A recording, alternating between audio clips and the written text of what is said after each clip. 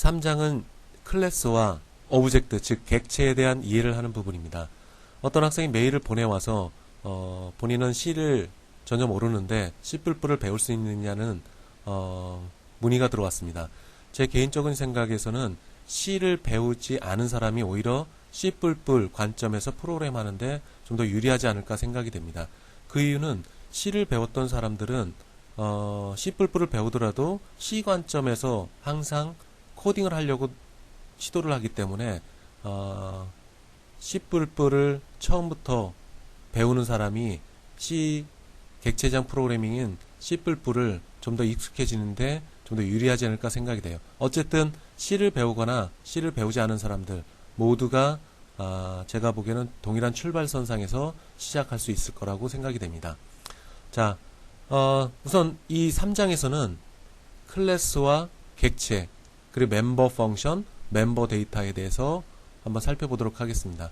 그리고 클래스를 어떻게 정의를 하고, 그리고 객체를 어떻게 만들 것을 사용할 것이냐 하는 부분, 그리고 멤버 데이터를 어떻게 선언할 것이냐, 그리고 멤버 펑션을 어떻게 호출할 것이냐, 이런 부분에 대해서 3장에서 배우게 될 겁니다. 그리고 3장 뒷부분에서는 컨스트럭터를 배우게 될 거고, 그리고 인터페이스와 그리고 임플리멘테이션, 즉 구현된 코드를 어떻게 분리를 하느냐, 그리고 분리하는 목적이 뭔지 배우게 될 겁니다. 우선 용어들이 주로 나오고 있는데 여기 behavior와 attribute라는 용어가 나옵니다. 자, 여러가지 객체 지향 프로그램 책, 자바, C++, C# 이런 것들을 보면은 이런 용어들이 혼용돼서 사용하고 있어요. 자, 멤버 펑션은 behavior라고 또 씁니다. 또 멤버 데이터는 attribute라고 용어를 써요. 그래서 이런 것들이 서로 같이 혼용돼서 사용하고 있다. 지금 멤버 펑션을 또 behavior라고 쓰는 사람이 있고, 또 멤버 데이터를 attribute라고 쓰는 사람들이 있습니다. 뭐 그 차이점은 크게 없으니까 여러분들은 그렇게 이해하시고 넘어가시면 됩니다. 그리고 또 하나 정의가 있어요. 정의와 declare가 있습니다. 선언. 자, 이게 차이점이 뭐냐? 정의라는 것, define이라는 것은 시스템 관리자로부터 내가 필요로 하는 메모리를 빌려오는 것을 define이라고 얘기를 하고 있습니다. 반면에 declare는 뭐라는 거냐? 메모리하고 상관없이 컴파일러한테 자, 이런 것들이 있으니까 기억을 해라. 이것이 declare입니다. 자, 정의와 선언, define과 declare 구분을 해 놓도록 하세요. 자, 여기 나오는 call, 이것은 뭐냐? define, 즉 메모리를 가져와서 그 메모리상에 멤버 데이터, 멤버 함수를 올려놓고 그 메모리상에 있는 멤버 데이터와 멤버 함수를 불러다가 사용하는 것, 이것을 call이라고 얘기를 합니다. 자, 이 정도로만 하고 뒤에 넘어가면서 좀 더 자세히 설명하도록 하겠습니다. 자, 2장에서는 여러분들이 메인 함수를 하나를 만들었어요. 메인 함수를 하나 만들고 브레이스를 두어서 이 브레이스 안에 여러 개의 스테이트먼트를 뒀는데 그게 뭐였냐? 헬로우 월드라는 것을 출력하는 스테이트먼트를 두었습니다. 그걸 가지고 여러분들은 컴파일해서 오브젝트 코드를 만들고 그걸 다시 링크 빌딩해서 익스큐션 파일을 만들어서 실행을 해봤습니다. 자, 프로그램, 소프트웨어라고 얘기를 하죠. 이 소프트웨어, 프로그래밍은 우선 하나의 메인 함수와 그리고 다수의 전역 함수 그리고 클래스로 구성이 됩니다. 자, 클래스는 멤버 데이터와 멤버 함수로 또 구성이 되고요. 자, 이런 구조를 가지고 있다. 하나의 메인 함수와 그리고 하나 이상의 전역 함수 그리고 클래스로 구성되어 있는 게 프로그램이다. 자, 우선 클래스와 객체. 자, 3장에서는 아마 간단한 정의만 배우게 될 겁니다. 그리고 뒤에 있는 4장, 5장, 6장 그 사이에 있는 클래스에 대해 좀 더 깊숙이 들어가는 부분이 있어요. 우선 여러분들이 알아야 될 것은 클래스가 뭔고 객체가 뭔지 좀 어설프게나마 이해하는 것이 필요합니다. 자, 자동차라는 게 있어요. 자동차, 여러분 현대자동차에서 자동차가 만들어서 나오지만 여러분들이 그 자동차의 내부의 여러 가지 기술적인 요소까지 알 필요가 없습니다. 여러분 단지 운전면허증을 갖고 악셀레이터를 밟으면은 차가 움직인다. 뭐 이 정도만 알고 있으면 돼요. 나머지 것들은 이미 현대자동차에서 악셀레이터를 밟으면 어떻게 수행되는지, 즉 페달을 밟으면은 엔진의 헤드에 있는 트로틀 밸브가 열리고 연료가 주입이 돼서 폭발이 일어나고 회전 운동이 직선 운동으로 바뀐다. 이런 거 골치 아픈 것들은 여러분들이 운전을 하는데 전혀 알 필요가 없습니다. 이런 것들은 다 현대자동차에서 만들어져서 나오게 되는 거죠. 자, 이것처럼 많은 복잡한 것들을 이미 누군가에 의해서 만들어진 것을 여러분들은 사용만 하면 됩니다. 자, 누군가에 의해서 만들어진 것, 이게 클래스. 그걸 이용하는 것, 객체를 사용해서 여러분들이 운용만 하면 됩니다. 자, 그래서 운전하기 전에 만들어진 이 형태, 자동차, 이것이 클래스에 해당됩니다. 자, 그래서 페달을 밟으면은 메시지가 전달되고 그 메시지가 자동차의 엔진에 전달되고 엔진에 의해서 가속도가 된다. 이런 것들이 멤버 펑션을 콜을 해서 움직인다 라고 얘기를 할 수 있습니다. 자, 여러분들이 뭐 책에 교재에 나와 있는 자동차를 예를 들어 설명했는데 좀 더 이해가 부족할 것 같아서 제가 그림을 하나 만들었습니다. 자, 클래스. 이건 뭐냐? 붕어빵 틀입니다. 그런데 이 붕어빵 틀이 붕어빵은 아니죠. 실체는 없는 겁니다. 단지 붕어빵을 만들기 위한 틀만 존재를 하는 거죠. 자, 추상형 레벨입니다. 단지 정의만 이루어진 것. 자, 이러한 것들이 클래스다. 자, 붕어빵 틀기에는 붕어 모양이 있고 지느러미가 있고 눈이 있고 그리고 이것을 어떻게 누르면은 붕어빵이 된다. 이런 약속들만 정해져 있는 것. 이게 클래스입니다. 아마도 이 붕어빵 틀기계를 붕어빵이라고 여러분들한테 주면은 이걸 먹다가 이빨이 부러지겠죠. 자, 실체는 이겁니다. 인스탄스 레벨. 실제 사용하는 겁니다. 자, 단지 정의와 실제 사용. 이거 차이점이 뭘까요? 자, 단지 정의만 하는 것은 컴파일러한테 약속을 해놓은 겁니다. 나중에 누가 붕어빵을 만들어 달라고 했을 때는 이 클래스, 즉 붕어빵 틀이라는 클래스를 가지고 만들어내면 된다. 자, 앞부분에 두 번째 장에 강의노트의 두 번째 장에서도 얘기를 했지만은 define과 declare라는 게 있다고 했어요. 자, 클래스는 단지 컴파일러한테 붕어빵을 만들어 달라고 하면 이것을 운용을 해라. 약속을 해놓은 겁니다. 실제 사용하는 것은, 즉 메모리상에 올려놓는 것은 이 객체들을 만들어서 올리게 되는 겁니다. 자, 여러분들 잘 기억을 해주세요.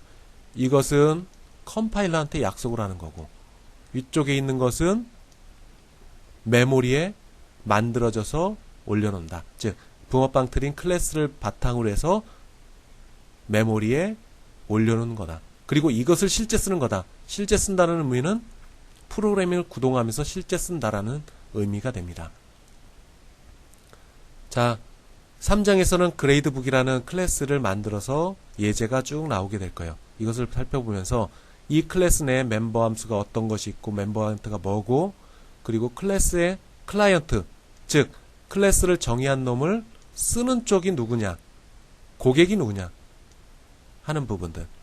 자, 클래스를 만든 것은 어떤 프로그래머가 만들었고 그리고 그 클래스를 사용하는 여러분들이 클라이언트가 됩니다. 자, 그리고 뭐 구현된 코드와 인터페이스를 분리하는 것. 인터페이스는 여기서는 헤더 파일을 얘기를 합니다. 헤더 파일과 CPP 파일을 어떻게 구분을 할 것이냐. 구분하는 목적이 뭐냐. 그리고 데이터의 유효성 검사. 자, 입력 데이터가 있어요. 자, 정수를 입력받아야 되는데 글씨가 들어왔어. 그러면 안 되겠죠. 자, 그런 것들을 필터링 해주는 겁니다. 자, 네가 입력한 것이 잘못 들어왔으니까 다시 입력해라. 아니면은 내가 필요로 하는 숫자가 0부터 10까지인데 100이 들어왔다. 그럼 안 되겠죠. 그런 유효성 검사를 하는 부분들도 3장에서 일부 배우게 될 겁니다. 아마 이 큰 틀은 iPro그램 1을 진행을 하면서 이 틀을 항상 유지를 하면서 예제가 나오게 될 거예요. 자, 클래스는 어떻게 만드느냐? 자, 컴파일러한테 얘기를 해주는 겁니다. 여기 나온 거는. 자, 앞으로 객체를 만드는 데 있어서 이런 붕어빵 틀에 기초를 해서 객체를 만들어라 라고 얘기를 해주는 겁니다. 자, 중요한 얘기입니다. 컴파일러한테 얘기를 해주는 거예요. 약속을 하는 거예요. 컴파일러한테. 그리고 키워드는 클래스라는 키워드를 쓴다. 그리고 클래스의 body, 몸체는 브레이스를 사이에 둔다. 그 식별자가 있습니다. private과 public이 있는데 우선 public에 대해서 얘기를 해봅시다. public은 클래스의 내부와 외부에서 접근할 수 있는 멤버 데이터입니다. 클래스의 내부와 외부에서 모두 접근할 수 있는 멤버 데이터, 멤버 함수를 public이라는 식별자를 통해서 정의를 해줍니다. 자, 뒤에 가서 좀 더 한번 보도록 하죠. 자, 우선 첫 번째 예제가 나와 있네요. 그레이드북이라는 게 있습니다. 그레이드북. 자, 여기 대충 보게 되면은 클래스가 있고 그리고 메인 함수가 있네요. 자, 이런 과정. 자, 컴파일러는 여러분들이 이 코드를 만들었어요. CPP 파일을 만들었어. 그럼 컴파일러는 첫 번째 줄부터 진행을 하면서 문법적인 오류가 있는지 살펴보도록 합니다. 우선 2장에서 배운 것 마냥 첫 번째 줄은 코멘트가 나왔네요. 코멘트. 이거는 프로그래머가 자기가 알아보기 위해서 메모를 달아놓은 거구나. 그러면 컴파일러인 나는 이거를 오브젝트 코드 만들 필요가 없겠네. 빼버립니다. 두 번째 줄도 삭제를 해버리고. 자, 네 번째 줄로 와서 include가 있습니다. 요거를 iostream이라는 모듈을 가져와서 요 네 번째 줄에 카피해서 집어넣으라는 뜻이구나. 다섯 번째와 여섯 번째 줄은 네임스페이스를 정의하는 겁니다. 자, 스탠다드 템플릿 라이브러리, 즉 대표적인 게 iostream에 해당됩니다. 요 안에 cout이 정의되어 있다. 이 cout이 혹시 이 아래에 나와더라도 그 cout은 iostream에서 나온 놈이다. iostream의 내부에서 정의된 명령어다 라고 하는 표시입니다. 자, 쭉 들어왔어요. 아홉 번째 줄, 앞 슬라이드에서도 나온 것 마냥 키워드가 클래스라는 이름으로 붙여집니다. 그리고 그레이드북이라는 이름을 붙였고, 그리고 퍼블릭이 있네요. 주의하실 것은 땡땡이 마크. 그리고 클래스가 종료되면 브레이스가 닫히고 세마이콜론. 자, 이거 꼭 잊지 않도록 하세요. 이거 잊어갖고 17번째 줄에서 오류가 나오는 일들이 많이 있습니다. 그 다음에 메인 함수. 자, 그레이드북이라는 게 있네요. 그레이드북. 쭉, 그레이드북 컴파일러는 그레이드북, 이게 뭐지? 하고 생각을 합니다. 그리고 지금까지 왔던 길을 다시 거슬러 올라갑니다. 거슬러 그레이드북이 정의되어 있는 곳이 어디 있는지 살펴봅니다. 보니까 아홉 번째 줄에서 그레이드북이 있었구나. 그레이드북은 내가 정의한 유저 디파인드 타입, 즉 클래스 이름으로 가져온 거구나. 그리고 my gradebook이라는 객체를 만들어냅니다. 자, 이것은 클래스 이름, 이것은 객체 이름입니다. 자, 컴파일러는 클래스라는 정의된 부분, 이 부분을 보고 컴파일러가 기억을 하게 됩니다. 메모리에 올리는 건 아니죠. 기억을 합니다. 그레이드북이 나왔어요. my gradebook이라는 객체를 만들라는 거구나. 그러면 이 안에 있는 모양하고 똑같은 놈을 만들어내게 됩니다. 그리고 my gradebook .display, 즉 my gradebook 안에 있는 멤버 함수 디스플레이를 호출합니다.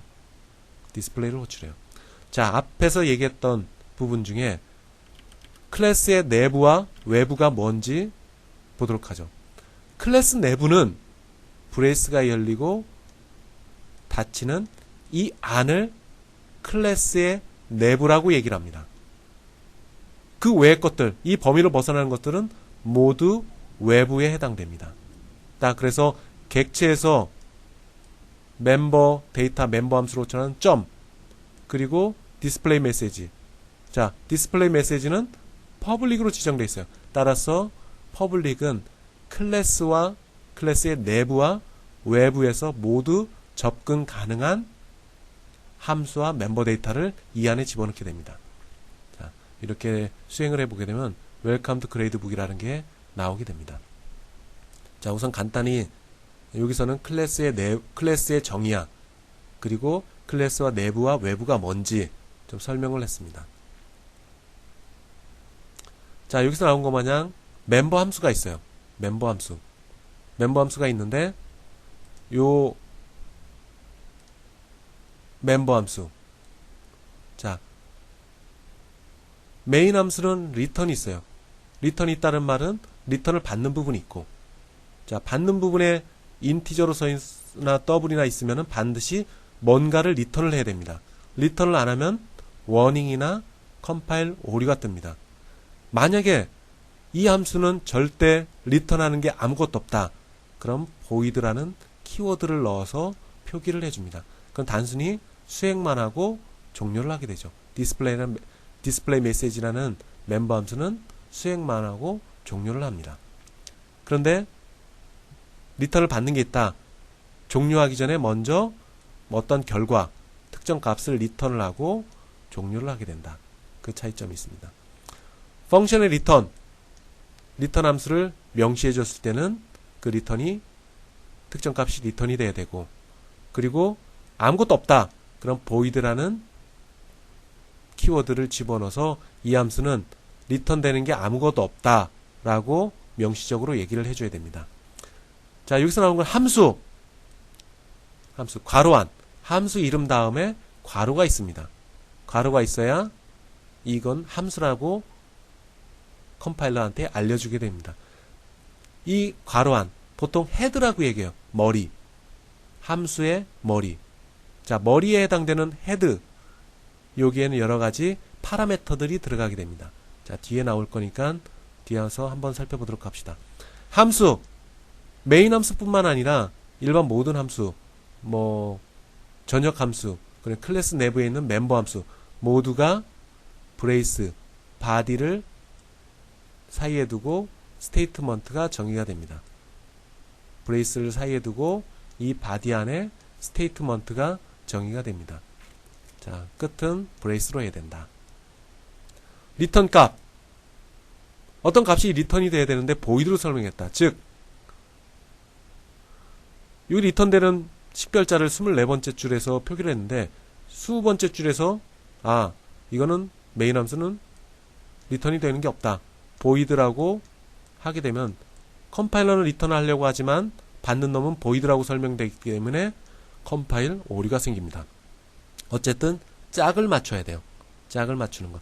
리턴이 되면 리턴 되는 게 받는 게 있어야 되고, 리턴이 없다면 보이드라고 해야 되고, 이런 짝을 맞춰주는 일. 그렇지 않으면은 컴파일 오류가 생긴다. 자, 어떤 함수 내에서 다른 함수를 정의하는 것, 이럴 경우에는 컴파일 오류가 생긴다. 자, 예제를 한번 볼까요? 자, 여기서 예제를 한번 돌려보는데 지난번에 배운 것 마냥 프로젝트를 한번 만들어 봅시다. 프로젝트 C++에 윈32 콘솔 프로그램 연습에 나는 프로젝트 이름을 i1-1이라고 정의를 했습니다. 오케이를 해볼까요? 그러면은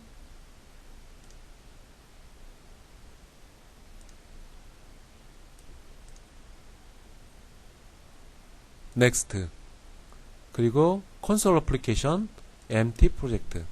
자, 이렇게 딱 만들었어요. 자, 이런 순간에 보면은 조금 전에 만들어진 i1-1이 만들어졌다. 아무것도 없습니다. 자, 소스 코드를 오른쪽 버튼을 누르고 add new item 하면은 C++의 코드, C++, 그리고 프로젝트, 그리고 테스트라고 이름을 붙여봅시다. 그럼 테스트 CPP가 만들어질 거예요. 만들어졌죠. 자, 만들어졌나 볼까요? 테스트 CPP가 만들어졌네요. 자, 여기에 여러분들은 프로그램을 하게 될 겁니다. 자, 우선 include 파일, 그리고 네임스페이스를 집어넣어 봅시다. 자, 들어갔죠? 그 다음에 클래스를 정의를 해봅시다. 그리고 메인 함수를 정의를 해봅시다. 자, 이렇게 됐어요. 자, 컴파일을 해볼까요? 컴파일은 어떻게? 오른쪽 버튼으로 컴파일 수행하면은 디버그에 오브젝트 코드가 만들어집니다. 자, 오브젝트 코드 어떻게 모양이 되는지 한번 열어볼까요? 아, 이렇게 됐네요. 자, 오브젝트 코드는 바이너리로 되어 있습니다. 기계어로 만들어졌어요. 그래서 컴파일러가 이 오브젝트 파일을 갖고 인식을 하게 됩니다. CPP 파일 또는 헤더 파일을 얘가 가지고 프로그램이 실행되는 게 아니라 결국에는 오브젝트 코드를 갖고 실행을 하게 됩니다. CPP나 헤더 파일은 단지 프로그래머가 코딩할 때 쓰는 그 용도로 쓰입니다. 자, 컴파일 빌드까지 해볼까요? 컨트롤 F5 또는 디버그에서 컨트롤 F5를 누르면 이렇게 수행이 됩니다. 자, 컴파일 된 거 이상 없죠? 실행된 것. 자, 이렇게 만들어졌습니다. 자, 그런데 만약에 여러분들이 세마이콜론을 없앴다. 그럼 어떻게 되느냐? 오류가 나옵니다. 오류가 나와요. 자, 오류는 여기서 나타났네. 문제는 여기 있는데. 자, 컴파일 오류는 여기서 굳이 16번째 줄에 오류 났다. 17번째 줄 오류 났다. 이 아래에 있는 게 아니라 대부분은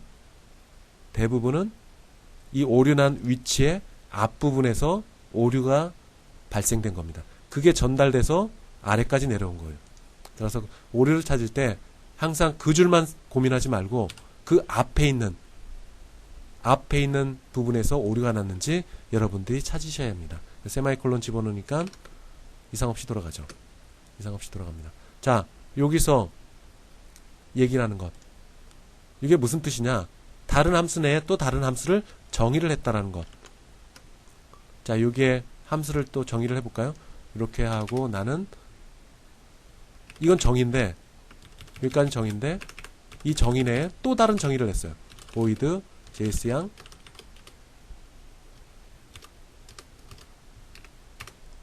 cout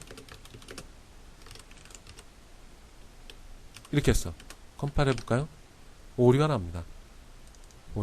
즉 정의된 함수 내에 또 다른 정의가 들어가는 것은 안 됩니다. 정의된 함수 내에서 또 다른 정의가 들어간 것은 컴파일 오류가 발생한다. 문법 오류가 발생된다. 다른 함수 내에 어느 특정 함수를 다시 정의를 하는 것. 다른 함수명을 정의하는 것은 오류가 생긴다. 자, 클래스를 이용하는 방법. 클래스는 붕어빵 틀 기계다. 사용자 정의 타입이다. 라고 하는 겁니다. 사용자, 여러분 임의에 따라 정의를 했어요. 보시는 바와 같이 그레이드북이라는 것을 타입을 정의를 하면서 나는 그레이드북은 이런 형태로 가져가는 것을 그레이드북이라고 정의를 하겠다. 라고 하는 겁니다. 그 반면에 인티저 A 이거는 뭐냐? 인티저는 이미 C++ 랭귀지에 포함되어 있는 이미 정의된 키워드예요. 이미 정의된 타입이야.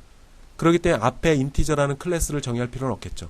근데 그레이드북은 이 코드 내에서 새롭게 정의한 타입이 됩니다. 그래서 이렇게 써야 된다. 유저 디파인드 타입이다. 닷 오퍼레이터, 점을 쓰는 것. 클래스의 멤버 데이터와 멤버 함수에 접근할 수 있는 오퍼레이터입니다. 연산자. 그런데 점 오퍼레이터는 뭐냐? 클래스의 퍼블릭 영역에 대해서만 접근을 할 수가 있습니다. 클래스의 퍼블릭 영역. 자, 퍼블릭으로 지정된 영역. 요 범위 내에서만 닷 오퍼레이터가 적용이 되는 거죠. 닷 오퍼레이터가 적용이 됩니다. 자, UML. 여러분들이 나중에 전공 과목에서 UML이라는 것을 배우게 될 거예요. 그러면 어떻게 표기를 하느냐? 그레이드북이라는 클래스가 있는데 앞쪽은 멤버 데이터 영역. 요것은 멤버 함수 영역입니다. 클래스 그레이드북이라는 것의 첫 번째 칸은 멤버 데이터, 두 번째 칸은 멤버 함수. 더하기 표시는 퍼블릭, 마이너스는 프라이빗. 이렇게 정의가 됩니다. UML 좀 전에 설명한 클래스 이름 제일 중간에는 멤버 데이터, 그리고 제일 아래는 멤버 함수. 그 더하기 표시는 퍼블릭 영역을 의미한다. 펑션의 파라미터. 지금까지 여러분들은 파라미터가 없이 배웠어요. 없이 배웠어. 근데 여기에 파라미터를 집어넣을 수 있다. 자, 추가적인 정보를 이 파라미터를 통해서 이 함수 안으로 집어넣는 역할을 합니다. 집어넣는 역할을 해요. 아규먼트. 값을 갖다가 카피해서 집어넣는다. 자, 이것은 나중에 제가 요 내용을 다시 한번 설명을 해드릴게요. 카피해서 집어넣는다. 여러분들 기억해야 될 것. 기억해야 될 것. 아규먼트. 아규먼트가 전달되면 그것은 펑션의 파라미터로 카피된다. 암기해 두세요. 기억을 해두세요. 아규먼트가 함수의 파라미터로 전달될 때 카피된다. 카피된다. 꼭 기억을 해두세요. 이거 자주 쓸 겁니다. 아마 iPrograms2까지 연결돼서 이 얘기는 한 20-30번 언급이 될 거예요. 아규먼트는 펑션의 파라미터로 전달되면서 카피되어진다. 자, 여기 갑자기 스트링이라는 클래스 타입이 나옵니다. 자, 이것도 또 iProgram2에서 배울 거예요. 자, 대충만 알고 넘어가세요. 스트링이라는 클래스는 스탠다드 C++ 라이브러리에 있는 클래스 이름이다. 클래스 이름이다. 그리고 get9이라는 함수가 있다. get9. 자, 이것도 나중에 또 배울 거예요. 이건 뭐 하는 거냐? 키보드를 입력하면 키보드 입력받아서 키보드에서 엔터 칠 때까지 입력받은 것을 문자열로 받아들이는 겁니다. 자, 요 구문 뭐 굳이 외울 것까지는 없는데 그냥 기계적으로 카피해서 쓰세요. 이 설명은 또 나중에 배울 겁니다. 자, 키보드에서 입력받은 것을 요 my name of course라는 것으로 저장을 한다. 뭐 이 정도만 알고 또 넘어가도록 하겠습니다. 자, 여기 나와 있네요. 자, 이건 앞에서 배운 거고, 그 다음에 스트링이라는 모듈이 있네요. 스트링 모듈. 자, 이것도 스탠다드 C++ 라이브러리에 있는 거고, 이 스트링이라는 키워드와 get9이라는 명령어, 이것은 앞쪽에서 쓰게 될 것이다. 자, 그레이드북이 있네요. 여기 파라미터가 하나가 있네. 스트링 타입이고 이름은 course name이라는 파라미터가 하나가 있습니다. 그리고 그걸 가져다가 여기서 출력을 했네요. 모니터로 출력을 했습니다. 자, 메인 함수로 들어갔어요. 자, 여기서 이 박스가 그림이 그려져 있습니다. 자, 스트링 컴파일러가 이렇게 진행하다 28번째 줄에 왔어요. 스트링이라는 게 있네. 그럼 이 스트링이 뭔가 한번 컴파일러는 거슬러서 쭉 올라갈 겁니다. 클래스를 경유해서 사용자 정의 유저 디파인드 타입 여기도 없어. 자, 여기 가보니까 include 돼 있네요. 자, include 되면은 여기에 스트링이라는 모듈이 카피해서 집어넣어 들어갈 겁니다. 요 스트링이라는 모듈 내에 이 스몰 스트링 요게 정의되어 있구나. 그러면 28번째 줄에서 컴파일러는 오류를 발생하지 않습니다. 자, 스트링은 클래스예요. 클래스. 그리고 name of course라는 게 있습니다. 자, 이 정도 것만 좀 알고 29번째 줄 그레이드북 있네? 이게 뭘까? 쭉 찾아 올라갑니다. 내가 정의한 거구나. 이 코드 안에서 정의된 거구나. 이름은 그레이드북. 이거를 그대로 객체를 만들어. 이거는 클래스 이름, 이거는 객체. 객체를 만들어야겠구나. 자, 요 모양으로 될 겁니다. my gradebook이라는 객체. 자, 네모로 표시된 것은 메모리에 올려 있는 상태를 의미합니다. 타입은 gradebook이라는 타입을 가지고 요 모양의 메모리를 시스템 관리자로부터 빌려옵니다. 그 메모리 내에 디스플레이 메시지 요것을 집어 넣어 놓습니다. 자, 다시 한번 정의를 하면은 클래스는 컴파일러한테 약속을 하는 거고 객체는 메모리를 시스템 관리자로 빌려와서 클래스에 있는 모양하고 똑같은 놈을 메모리상에 똑같이 만들어 놓는 겁니다. 자, 메모리상에 올려놓은 순간부터 이 my gradebook이라는 객체는 사용할 수가 있게 됩니다. 클래스로서는 절대 사용할 수 없어요. 메모리로 가져와야 된다. 메모리로 가져오기 위해서는 객체가 만들어져야 된다. 객체는 메모리상에 어떻게 만들어지냐? 클래스에 있는 형태와 똑같은 놈을 만들어 놓는다. 메인 함수로 넘어왔어요. 자, 요거는 그냥 쓰라고 했어요. 그 말의 뜻은 키보드에서 입력받아갖고 name of course라는 곳에 내 입력한 것, 즉 CS1 102 Introduction to C++ 프로그램, 여러분들 키보드를 치고 여기서 엔터를 탁 치면은 요게 name of course에 넘어가게 됩니다. name of course에 넘어가. 자, 여기에서 객체를 불렀네? 쓸 수가 있죠. 왜? 메모리상에 my gradebook이라는 것이 있기 때문에 여러분들은 쓸 수가 있는 겁니다. 그리고 점을 표시했어요. 아, 멤버 함수를 또는 멤버 데이터를 불러오라는 거구나. 즉, 이 객체 내에 있는 멤버 함수나 멤버 데이터를 호출하라는 거구나.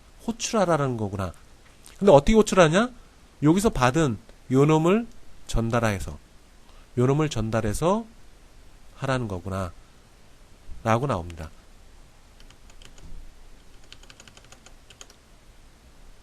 그러면 어떻게 되느냐?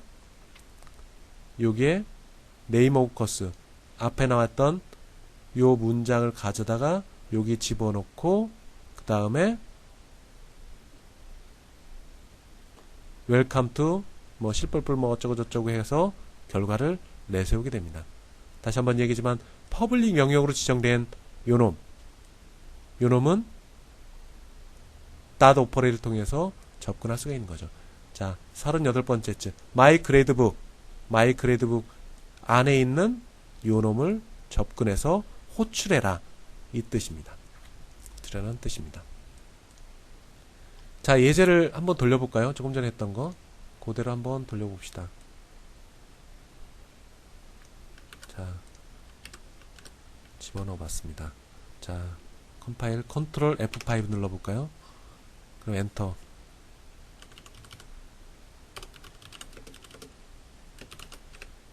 엔터 치면 똑같이 welcome to grade 4, welcome to 뭐 이렇게 나오게 됩니다. 출력이 되죠. 자, 여기서 파라미터와 아규먼트 이런 관계들을 좀 한번 보도록 합시다. 함수가 정의된 영역에 있는 괄호에 있는 요놈, 이게 파라미터입니다. 파라미터. 그리고 이 함수를 호출해서 전달하는 요놈, 즉 키보드에서 입력받은 요놈, 이건 아규먼트입니다. 아규먼트.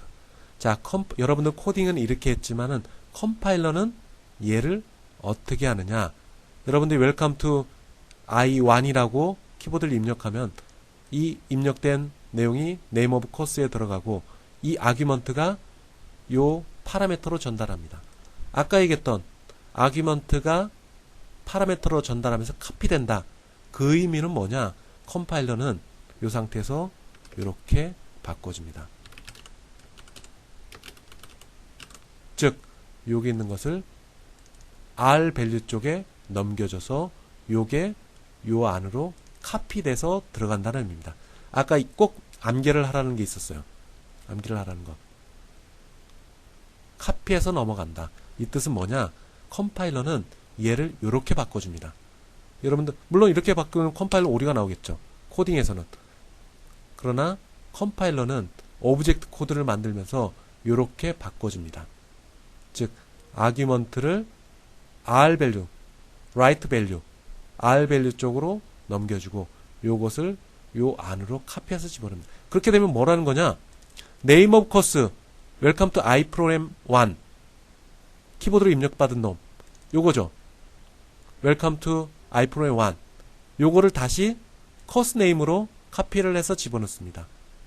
요거를 이 안에 있는 welcome to C++ 또 welcome to I1 이라고 문자열이 들어간 놈을 요 놈으로 카피를 해줍니다. 그럼 요 놈이 뭐냐?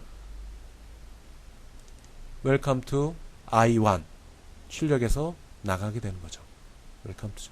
다시 정리해보면 요 놈은 아규먼트, 요 놈은 파라미터, 그리고 컴파일러는 수행하면서 이런 모양으로 바꾼다. 즉 아규먼트는 R 밸류 쪽으로 간다.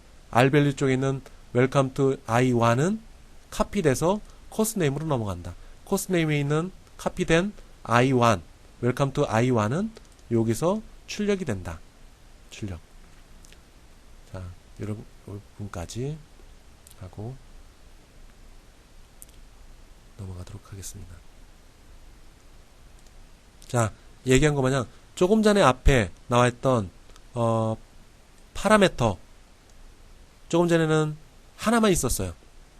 하나만 있었어. 만약 하나 이상이 있을다, 그럼 컴마를 쓰면 됩니다. 컴마 찍고 컴마 찍고 컴마 찍고 하면은 한 개 이상의 파라메터를 정의를 할 수 있습니다.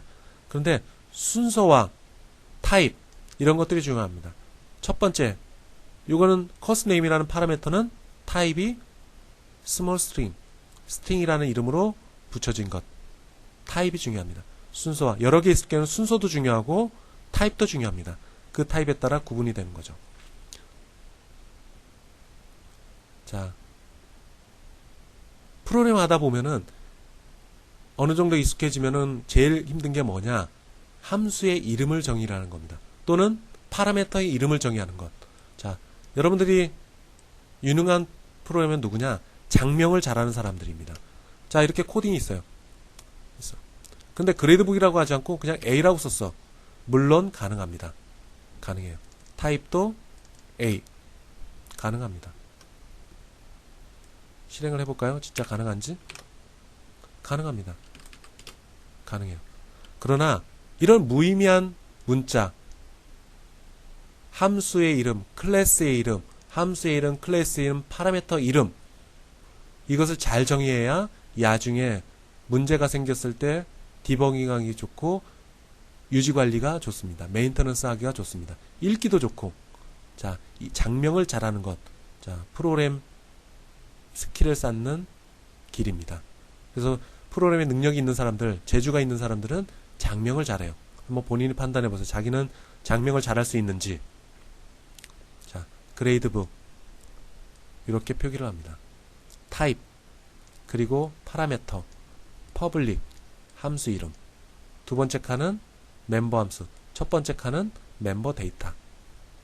로컬 변수라는 게 있어요. 지역 변수.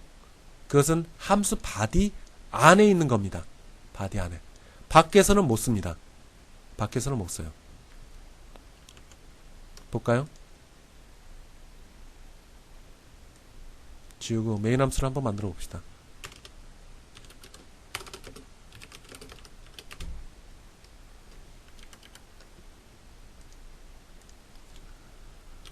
디저 add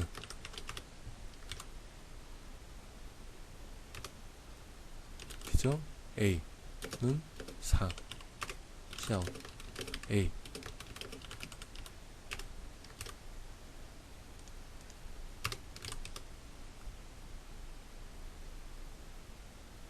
인티저 b 5 썼습니다.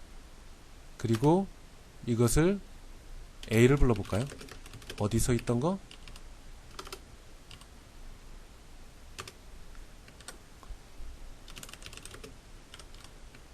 자,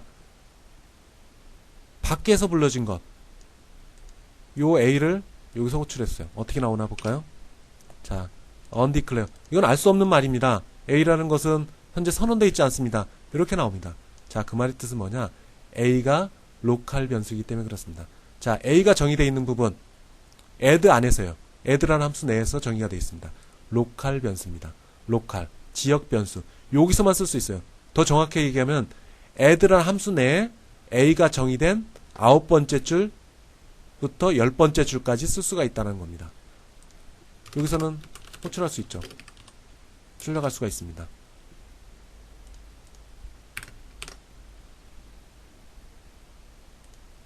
add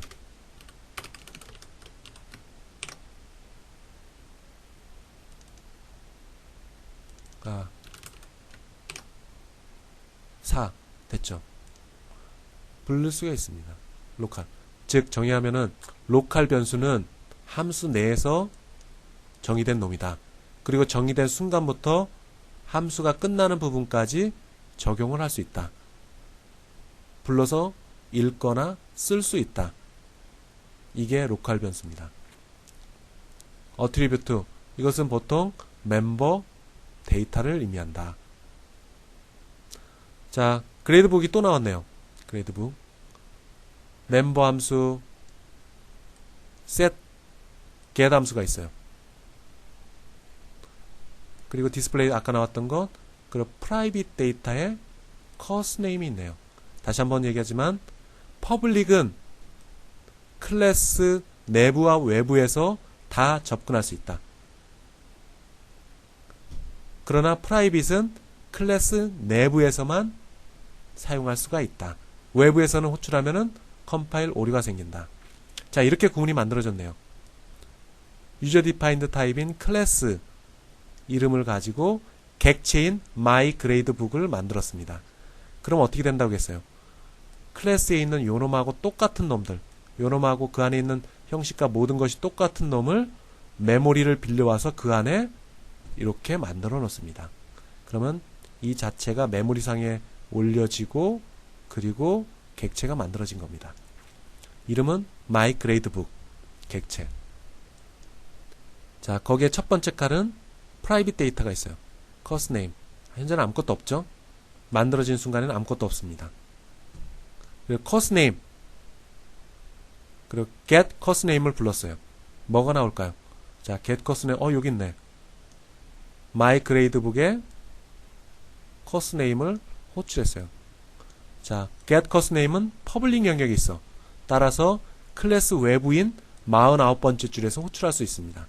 클래스 외부는 어디다? 클래스가 정의된 40번째 줄 이하 모든 영역, 그것을 클래스 외부라고 하겠습니다. 부를 수가 있어요. 아무것도 안 보이겠죠, 아마. 아무것도 안 보입니다. 두 번째, 입력을 받아요. 아무것도 안 보였죠.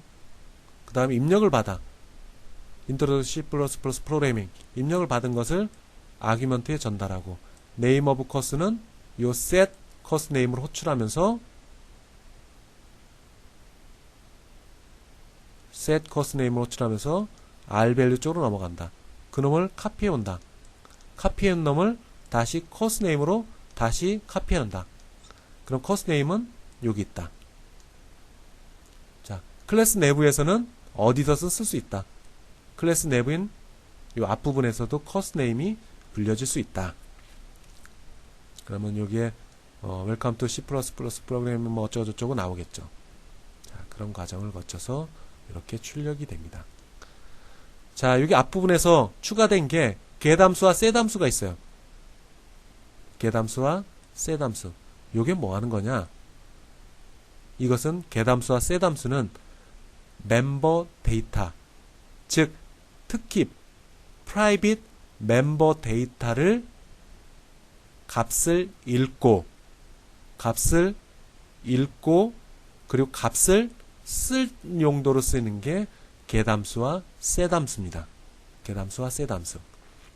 다시 정리하면은 클래스 내에 있는 private 멤버 데이터를 쓰거나 읽을 경우에 호출하는 겁니다. 이게 왜 만들어졌을까요? 자, 프라이빗 데이터는 클래스 내부에 있기 때문에 프라이빗 데이터는 클래스 내부에서만 사용할 수 있기 때문에 갑자기 바깥에서 필요로 할 경우가 있어요. 필요로 할 경우가 있어. 그럴 경우에는 get 함수를 통해서 읽어오고 set 함수를 통해서 다시 값을 기록하는 그런 역할을 합니다. 그럼 굳이 왜 이렇게 했을까요? 자, 이렇게 한번 바꿔볼까요? 조금 전에 나온 코드입니다.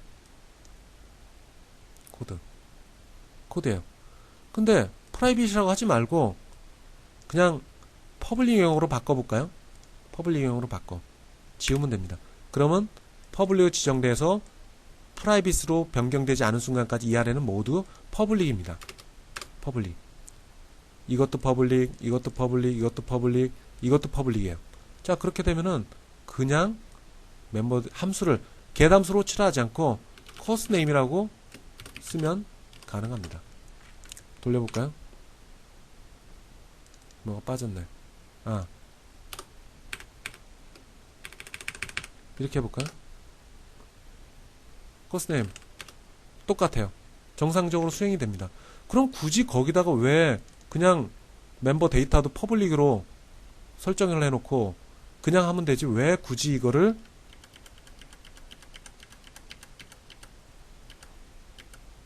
프라이빗으로 바꿔서 피곤하게 만들었냐? 피곤하게 만든다는 개담수와 셋담수를 왜 굳이 만들었느냐? 그것은 데이터의 은익을 위해서 그럽니다. 자, 이 클래스에서는 이게 가장 핵심이에요. 이 데이터가 이 클래스에서는 굉장히 중요한 데이터예요. 그런데 함부로 클래스 외부에서 이 값을 강제로 변경했을 경우 나중에 예상치 못한 치명적인 문제가 발생될 수가 있습니다. 그래서 객체지향 방법론에서 프라이빗을 설정했다.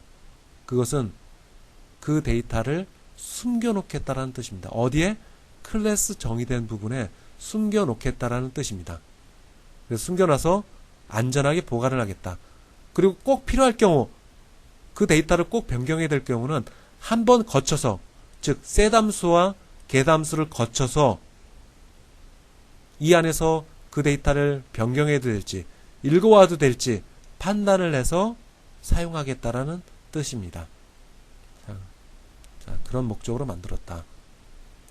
자, 프라이빗 영역, 접근자, 식별자 이것은 반드시 클래스 내부에서만 사용할 수 있는 거다. 클래스 내부 여기서 사용됐죠. 여기서 사용됐습니다. 커스네임이. 근데 외부에서는 사용하면 오류가 생깁니다. 어떻게?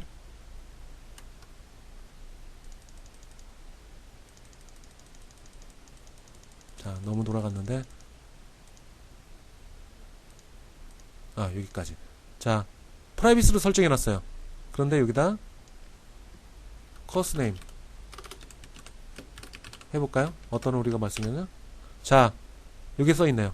프라이빗 데이터인데 클래스 내부에 그레이드북이라는 내부에 프라이빗 멤버로 네가 선언을 해놓고 왜 접근을 하려고 하느냐? 접근할 수 없다. 이 메시지가 나옵니다.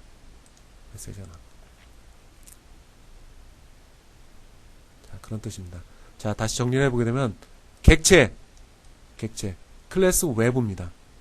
아주라는 클래스를 만드는데 프라이빗 영역과 퍼블릭 영역이 있다. 이 안에서는 퍼블릭으로 되어 있는 놈은 클래스 내부에서도 사용할 수도 있고 클래스 외부에서 사용할 수 있습니다. 그런데 프라이빗은 클래스 외부에서는 접근이 안 되게 되어 있습니다. 만약 이것을 바꾸려고 했다. 그러면 퍼블릭 영역에 만들어 놓은 퍼블릭 영역에 만들어 놓은 개담수와 셋담수를 이용해서 네가 간접적으로 접근해서 값을 읽거나 써라 얘기를 합니다. 개담수와 셋담수를 통해서 간접 접근을 해라 라고 얘기를 해주는 겁니다. 아마 여러분들 필요성에 대해서 그렇게 크게 몸으로 느끼지 못하겠지만 i2나 뭐 좀 더 나가게 되면은 이게 얼마나 중요한 건지 여러분들이 이해를 하시게 될 겁니다. 셋담수, 개담. 그럼 개담수와 셋담수 하지 말고 write 그리고 read 이렇게 이름을 바꾸면 어떤가? 즉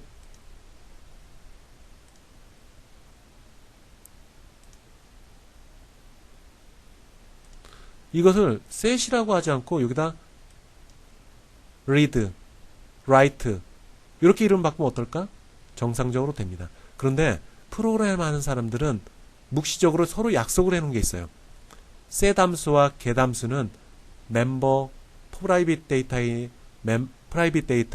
값을 읽거나 쓸 때 우리 get이라고 쓰고 그리고 쓸 때는 set이라고 앞에 붙여놓자. 그래서 관례적으로 set과 get이라는 함수를 이름을 붙이게 되는 겁니다.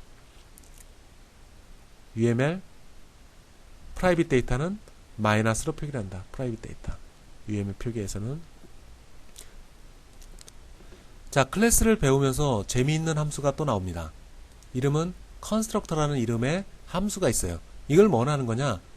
객체가 만들어지면서 초기화를 하는 역할을 하는 게 constructor입니다. 근데 이게 어떻게 호출되느냐? 지금까지는 함수를 불렀습니다. 함수를 호출했어요. 필요한 함수를 호출했어.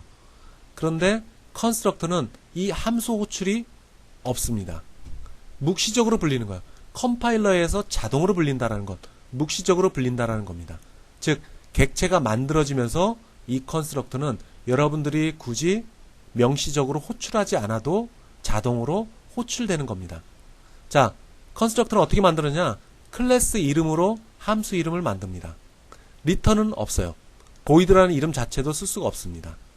그리고 파라미터가 없는 것들, 그것을 디폴트 컨스트럭터라고 합니다.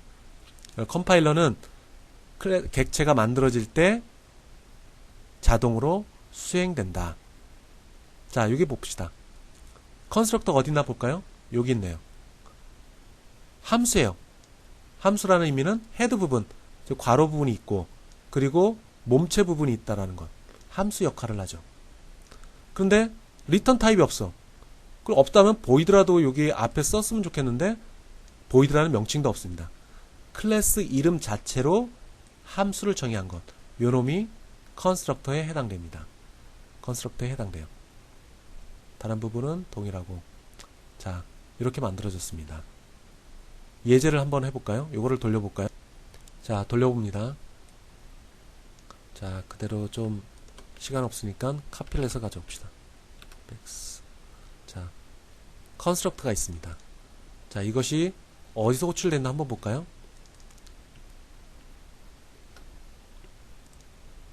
자, 함수가 불려진 부분은 아무것도 없어요.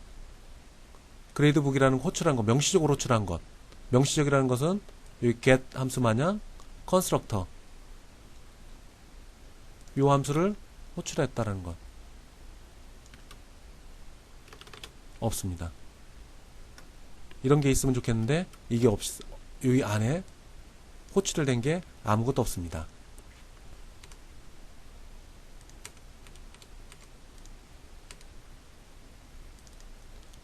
자, 이것을 위해서 브레이크 포인트를 한번 더 봅시다. 디버그, 여러분들한테 PDF 파일로 드린 디버그 사용법, 디버거 사용법 PDF 파일 한번 읽어보세요. 자, 디버그에서 포인트 여기다 넣어보세요. 여기다 넣어보고 그 다음에 여기다 브레이크 F9을 하면은 브레이크가 자동으로 먹습니다. 브레이크 포인트. 자, 이렇게 넣어놨어요. 자, F5를 눌러볼까요? 브레이크 디버그 하는 것. 디버그. 자, 프로그램이 여기 들어왔습니다. 그 다음에 다음 줄. 자, 다음 줄 넘어갔어요. 그 다음에 어디로 가느냐? 객체를 만들면서 이 아규먼트를 가지고 컨스트럭터로 들어갑니다. 자, 여러분이 컨스트럭터를 별도로 따로 호출하지 않았는데 자동으로 들어가요. 자동으로 들어가. 이 안으로 들어갔습니다. 자, 그 다음으로 넘어갔죠. 자, 진행 순서를 보여주고 있습니다. 자, 이렇게 진행이 됩니다. 자, 다시 한번 정리를 하면은 컨스트럭터는 객체가 만들어지면서 자동으로 호출된다. 자동으로. 즉 49번째 줄에서 다음은 17번째 줄, 18번째 줄, 19번째 줄, 20번째 줄로 넘어간다. 여러분들이 따로 컨스트럭터를 호출하지 않아도. 자, 컨스트럭터의 역할은 뭐냐? 이 아규먼트를 가지고 멤버 데이터인 커스트 네임의 값을 전달하는 겁니다. 그러면 49번째에서 이 문자열이 C++ 프로그래밍이라는 문자열이 네임으로 전달되고, 즉 rvalue에서 네임으로 전달이 되고, 그 네임은 다시 set cost name 함수로 호출하면서 네임으로 전달되고, 그 네임은 다시 이쪽으로 와서 cost name으로 전달이 됩니다. 자, 이런 과정을 통해 갖고 컨스트럭터가 수행이 된다. 정리하면 컨스트럭터는 객체, 오브젝트가 만들어지면서 자동으로 수행된다. 기억을 해두세요. 자, 컨스트럭터의 중요한 역할은 뭐냐? 객체가 만들어질 때 그 안에 멤버 데이터들을 초기화를 하는 역할을 주로 합니다. 물론 컨스트럭터가 없더라도 나중에 set 함수를 통해 갖고 멤버 데이터를 초기화를 할 수가 있어요. 그런데 객체를 만들면서 기본적으로 들어가야 될 데이터들은 다 초기화를 해놓자 라는 목적으로 컨스트럭터가 작동이 됩니다. 자, 클라이언트 코드. 자, 클라이언트 코드라는 것은 여기 있는 겁니다. 만들어 놓은 클래스를 이용하는 영역, 여러분들이 이용하는 영역, 요 영역을 클라이언트 영역입니다. 즉, 객체가 만들어지고 나서 쓸 때 이미 이 안에 있는 데이터들은 모두 초기화된 상태로 쓰는 것. 이런 목적으로 컨스트럭터가 만들어지게 됩니다. 컨스트럭터가 만들어지는 거죠. UML에서는 컨스트럭터라고 꺽쇠표로 표시를 해 놓습니다. 컨스트럭터. 자, 다음은 분리하는 겁니다. 인터페이스라는 용어. 앞부분에 잠깐 소개해서 했지만은 구현된 코드, 임플리멘테이션 코드와 그리고 인터페이스 부분을 나눠 놓자 라고 하는 부분입니다. 자, 이거에 들어가기 전에 우리 이거 다시 한번 볼까요? 자, 이것은 뭐라고 했어요? 모듈이라고 얘기했습니다. 모듈. 그런데 C를 배웠던 사람들은 이거를 좀 선호하는 사람들이 있어요. 점 헤더. 이것이 없이 가능할까요? 자, 인크루드를 하지 못하는 그런 결과가 나옵니다. 자, 항상 모듈을 인크루드 해야 돼요. 자, 여기서 나온 것 헤더 파일. 헤더 파일은 조금 전에 얘기했던 모듈과 동일하게 헤더 파일은 인크루드를 하기 위해서 사용하는 겁니다. 자, 여러분들이 코드를 만들면은 CPP 파일을 컴파일하면은 오브젝트 코드가 만들어진다고 했어요. 그럼 헤더 파일, 점 헤더 파일 이것을 컴파일하면 뭐가 만들어질까요? 자, 헤더 파일은 아무것도 안 만들어집니다. 프로그램에서 유일하게 오브젝트 코드를 만들 수 있는 것은 .cpp 파일입니다. 헤더 파일은 뭐라는 거냐? 컴파일러한테 알려주기 위해서 만들어준 겁니다. 컴파일러에게 자, 이런 클래스 정의되어 있으니까 네가 알고 있어라 라고 얘기를 해주는 겁니다.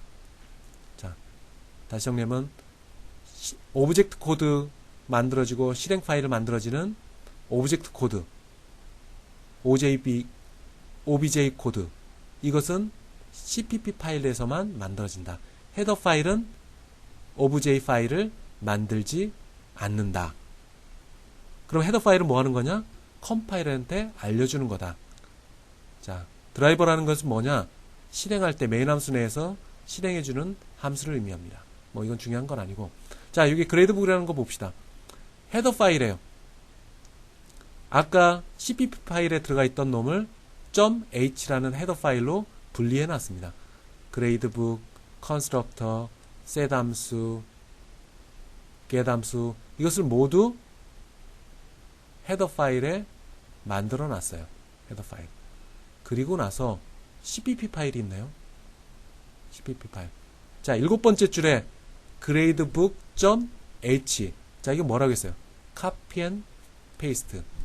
즉, gradebook.h 파일에 있는 것을 모두 카피해서 7번째 줄 안에 집어넣으라는 뜻입니다. 그럼 어떻게 되겠습니까? 이전의 예제와 같이 요 안에 요 내용들이 카피해서 7번째 줄로 들어가게 됩니다. 카피해서 7번째 줄로 들어가게 돼요. 자, 그러면 동일한 결과와 보시는 바와 같이 나타나게 되겠죠. 자, 이거의 장점은 뭘까요? 자, 헤더 파일로 분리해 놓음으로 인해서 CPP 파일을 좀 더 간단하게 할 수가 있습니다. 굉장히 코드가 간단하죠.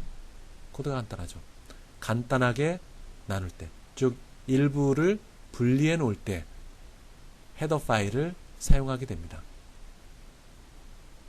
자, include 내용이 있는 특정 파일에 있는 모든 내용들을 카피해서 현재 그 선언되어 있는 요 부분에 집어넣어라, 카피해라 그 뜻입니다. 그런데 인용마크를 했어요. 인용 마크 말고 요거와 같이 꺽쇠로 표시를 할 수 있습니다. 꺽쇠로 표시를 할 수 있어. 여기다 꺽쇠를 한번 해보세요.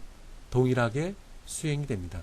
그런데 약속을 하기를, 프로그램 하는 사람들이 약속을 하기를, 현재 있는 디렉토리 내에 있는 것들은 인용 표시, 점 표시, 인용 표시를 해놓고, 나머지 기타 라이브러리 폴더에 있는 것들은 꺽쇠로 표시를 하자.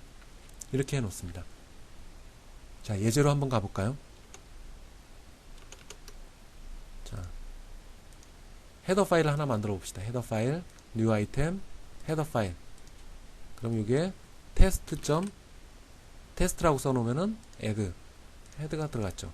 자, 이걸 가지고 include를 해봅시다. include 파일은 이렇게 카피를 해놨어요. 헤더 파일.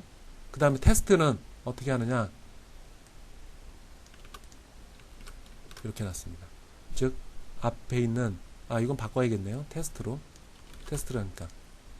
바꿉니다. 여기 있는 것을 요 5번째 줄 안에 카피해서 집어넣게 돼서 수행이 될 겁니다. 자, 결과가 나왔죠.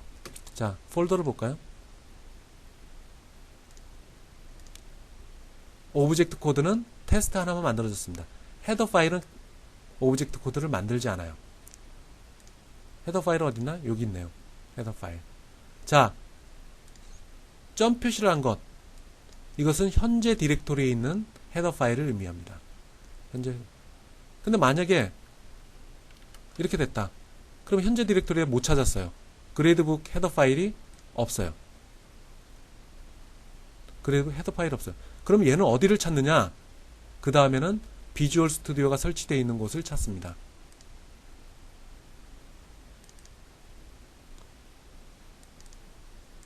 비주얼 스튜디오 어디 있나? 여기 있네요. 여기를 찾습니다. 그것이 BCC 들어가서 include 파일을 찾습니다. 요 안에 찾아도 없다. 즉 비주얼 스튜디오가 깔려져 있는 include 파일 여기도 없다.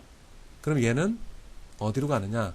그 다음에 마지막 단계로 여기를 한번 뒤져봅니다. 윈도우 폴더 OS가 설치되어 있는 이 폴더를 찾습니다. 거기도 없다. 그러면은 보시는 바와 같이 이걸 찾을 수 없다라고 얘기 나옵니다. 다시 한번 정의해보면은 해당되는 헤더 파일을 인클루드 해야 된다. 만약에 현재 폴더에 없으면은 비주얼 스튜디오 설치 폴더로 들어가고 거기서도 없으면은 OS가 설치되어 있는 윈도우 폴더로 들어가서 요 파일을 찾게 됩니다. 거기도 없다. 그러면 에러가 발생이 되는 거죠. 오류가 발생이 됩니다. 자, 앵글 표시, 꺽쇠 표시 이것은 스탠다드 C++ 라이브러리를 의미한다. 그래서 비주얼 스튜디오가 설치되어 있는 폴더로 들어가서 해당 헤더 파일을 찾는다. 컴파일러 오브젝트 코드를 만들 때 메모리에 이 오브젝트를 얼마만큼 이 오브젝트를 만드는데 얼마만큼의 메모리를 필요한지 파악을 해서 시스템 관리자, 작업 관리자 OS에 설치되어 있죠. 뭐 윈도우즈 XP, 윈도우즈 비스타, 뭐 윈도우즈 7 여기에 작업 관리자한테 요청을 하게 됩니다. 내가 이 오브젝트 객체를 만드는데 이만큼의 메모리 공간이 필요하다. 네가 좀 빌려줘라 라고 얘기를 해서 가져오게 됩니다. 뭐 특별한 일이 없으면은 시스템 관리자는 메모리를 컴파일러한테 빌려줘서 객체를 만들 수 있도록 해주게 되겠죠. 그리고 클래스에 있는 내용을 그대로 카피를 해서 집어넣습니다. 자, include gradebook 이렇게 써야 된다. 그리고 이런 거 스탠다드 C++ 라이브러리에 있는 모듈들은 꺽쇠로 표시를 한다. 인터페이스가 있어요. 자, 앞에 있는 것은 예제는 헤더 파일이지만 앞에 있는 부분을 클래스의 정의, 뭐 컨스트럭터가 어떻게 정의되고 셋 함수는 어떻게 되고 이런 정의까지 다 들어가 있어서 헤더 파일을 만들었어요. 자, 이것을 한 번 더 분리를 해볼까요? 인터페이스입니다. 인터페이스. 여기에는 프로토타입만 있어요. 원형만 있어요. 실제 구현된 코드가 정의된 부분이 하나도 없습니다. 정의된 부분. 자, get 함수, get course name은 이렇게 정의를 한다. 이런 정의가 없는 부분, 없는 부분만 모아놓은 것. 이것을 프로토타입 또는 인터페이스라고 얘기를 합니다. 그래서 구현된, 정의된 코드를 인터페이스와 분리를 해놓자.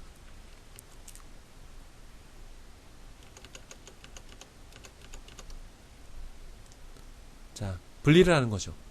클래스의 밖에 멤버 함수를 정의를 해놓는 겁니다. 자, 그럴 경우는 어떻게 해야 되냐? 소림사 마크를 해줘야 돼요. 이름은 타이라는 이름으로. 이걸 타이라고 읽습니다. 어쨌든 소림사 마크를 해놓고 임플리멘테이션 코드를 숨겨놓자 라고 해서 했던 게 인터페이스입니다. 자, 다음 이런 형태예요. 자, 아까와 다르게 아까는 이런 거였어요. 헤더 파일이지만 정의가 다 들어가 있어요. 정의가 돼요. 클래스의 정의 다 들어가 있어요. 그런데 요게 그레이드북 헤더 파일은 프로토타입만 있어요. 정의가 없어요. 다 함수 이름과 끝. 세마이콜론. 함수 정의와 끝.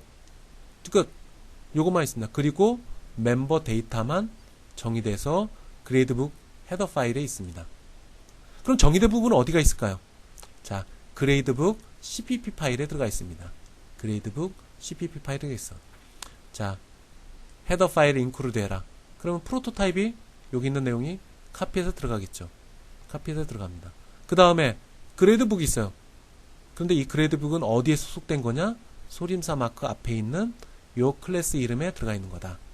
즉, 이 클래스의 멤버 함수다. 그러면서 이거는 컨스트럭터가 되겠죠. 다음, set course name. 이건 어디 있는 거냐? 그레이드북이라는 클래스에 있는 멤버 함수다. 그 리턴 타입은 void다. 파라메터는 name이라는 이름의 하나다. 다 이렇게 들어가 있습니다. 다 소림사 마크 디스플레이 메시지는 그레이드북에 들어가 있는 멤버 함수다. 리턴 타입은 void다. 이런 이름으로 그레이드북.cpp 파일 이름으로 들어가 있어요. 자, 메인 함수가 있는 요 cpp 파일, 그레이드북 헤더 파일만 인크루드 해보면 됩니다. 그레이드북 헤더 파일만 인크루드 하면은 정상적으로 수행이 돼요. 자, 테스트를 해볼까요? 실제 되는지. 자,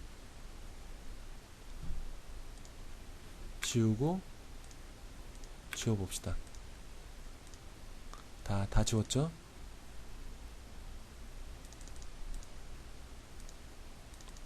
여기서 테스트 다 지워봅시다. 다 처음부터 시작하는 겁니다. 자, 소스 메인 함수에 들어가는 것. 우선 헤더 파일부터 만들어 봅시다. 헤더 파일 그레이드북.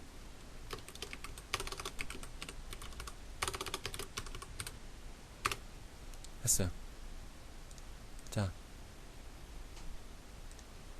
자, 그레이드북에는 원형 프로토타입만 집어넣습니다. 그레이드북. 그 다음에 cpp 파일을 만들게 있죠. cpp 파일, new 아이템, cpp 그레이드북. 자, 들어가 있습니다. 그레이드북 들어가 있죠. 그리고 그레이드북에 정의, 임플리멘테이션 코드를 집어넣습니다. 그레이드북 정의가 들어가 있는 부분. 그레이드북 컨스트럭터인데 어디에 소속되어 있는 거냐?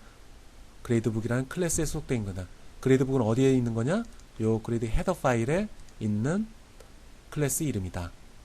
다 정의되어 있습니다. 또 하나, 실행 파일이 들어간, 메인 함수가 들어가 있는 cpp 파일, 테스트라고 해봅시다. 거기에는 이런 것들이 들어가 있겠죠. 헤더 파일. 자, 실행을 한번 해볼까요? 자, 실행을 해볼까요?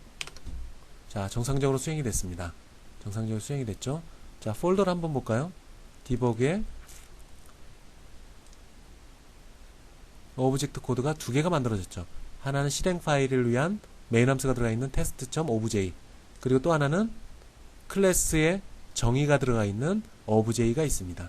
obj가 있어요. 두 개가 만들어졌죠. 두 개에 대해서 만들어진 겁니다. 자, 이것을 왜 하느냐 하는 부분. 자, 여러분들이 코딩을 하다 보면은 그레이드북에 많은 노력을 해서 여러분들이 클래스를 만들었어요. 근데 이것까지 소스 코드를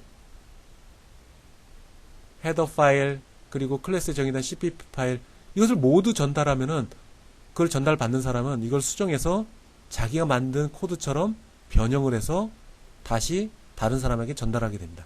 즉 여기 있는 여러분의 지적 재산이 들어가 있는 부분, 구현된 부분, 자 그레이드 북은 나는 이렇게 정의를 하겠다 하는 그런 지적 재산 부분들이 다른 사람들이 도용을 할 수가 있게 됩니다. 따라서 이 프로토타입을 선언하는 헤더 파일 여기에 대충의 원형만 클래스의 대충 만들어진 원형만 집어넣고 상세 코드는 CPP 파일로 만들어 놔서 요것을 컴파일해서 제3자 메인 함수를 만들고자 하는 제3자에게 제공을 하면 됩니다. 즉 헤더 파일과 이 gradebook.obj 파일을 전달하면 이것을 쓰는 사람, 즉 메인 함수에서 이걸 쓰는 사람은 사용을 할 수가 있는 거죠. 소스 코드가 없어도 요 소스 코드가 없어도 gradebook.obj 파일과 헤더 파일만 있으면은 이 gradebook이라는 클래스를 제3자가 메인 함수에서 쓸 수가 있게 됩니다. 자, 그것처럼 인터페이스, 즉 임플리멘테이션과 인터페이스를 구분하는 것. 여기서 인터페이스는 요 헤더 파일에 해당되겠죠. 헤더 파일. 원형만 들어가 있는 헤더 파일. 클래스의 원형, 저 멤버 함수의 원형만 들어가 있는 이 헤더 파일만 제공을 하면 프로그램을 구동을 할 수가 있게 됩니다. 그런 장점이 있어요. 자, 컴파일, 헤더 파일과 오브젝트 코드만 제3자에게 제공을 하면은 그 클래스에 정의된 것을 사용할 수가 있다. gradebook.cpp 파일에 여러분들이 고민을 하면서 만들었던 클래스와 그리고 클래스의 멤버 함수, 정의된 부분, 실제 임플리멘테이션 코드가 들어간 부분, 이것은 은닉을 할 수가 있게 됩니다. 클라이언트, 메인 함수에서 그 클래스를 호출해서 객체로 만드는 부분, 여기서는 헤더 파일만 인크루드 하면 됩니다. 자, 이런 장점 때문에 헤더 파일을 또다시 분리하는 방법을 쓰게 됩니다. 그래서 헤더 파일이 있다면, 오브젝트 코드만 있다면 그거를 링크해서 제3자는 익스큐션 파일을 만들 수가 있다. 이것은 실제 메인 함수를 만드는 사람, 그리고 그레이드북이라는 굉장히 부가가치가 높은 코드를 만든 프로그래머, 그러면 이 프로그래머가 gradebook.cpp 파일을 얘한테 넘겨주지 않아도 단지 헤더 파일과 오브젝트 코드만 넘겨주면은 링크해서, 그리고 헤더 파일을 인크루드해서 실행 파일을 생성해낼 수가 있습니다. 자, 셋 함수 뭐라 하는 거냐? 값의 타당한가를 보는 겁니다. 주로 셋 함수 했어요. 셋 함수 뭐라 한다고 했죠? 프라이빗 멤버 데이터의 값을 변경하는 게 셋 함수라고 했어요. 근데 프라이빗 멤버 데이터 굉장히 중요한 데이터예요. 이 중요한 데이터를 바로 변경하기 전에 이 셋 함수 내에서 유효성 검사를 하게 됩니다. 범위가 맞는지, 0부터 10까지 넣어야지 맞는데 10, 100이 들어왔지. 100이 들어왔으면은 이것은 프라이빗 멤버 데이터를 못 바꿉니다 라고 튕겨줘야 됩니다. 튕겨주는 역할, 이게 셋 함수에서 하게 됩니다. 자, 스트링, 이것도 나중에 배우겠지만 length라는 멤버 함수가 있어요. substring이라는 멤버 함수가 있어요. 이거를 두 개 쓰는 방법을 한번 보도록 합시다. 자, gradebook 분리해놨네요. 원형만 있어요. 함수에 세마이콜론 찍어서 프로토타입만 선언을 해줬습니다. 그리고 클래스가 닫았어요.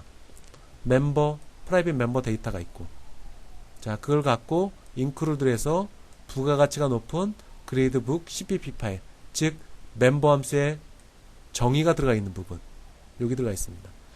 그 중에 셋 함수라는 게 있네. 셋 함수는 내가 입력한 문자열 중에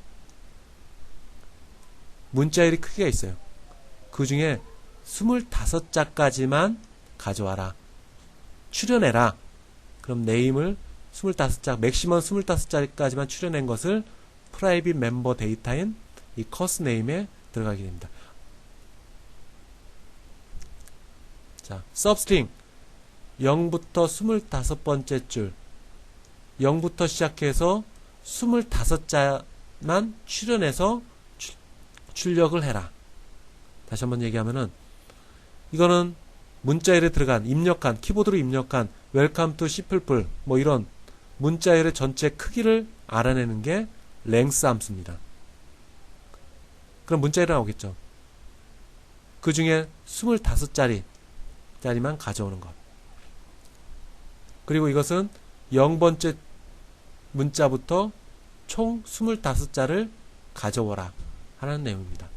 그래서 이런 메시지가 나오고, 그러면은 25자짜리는 요만큼만 나오겠네요. 25자.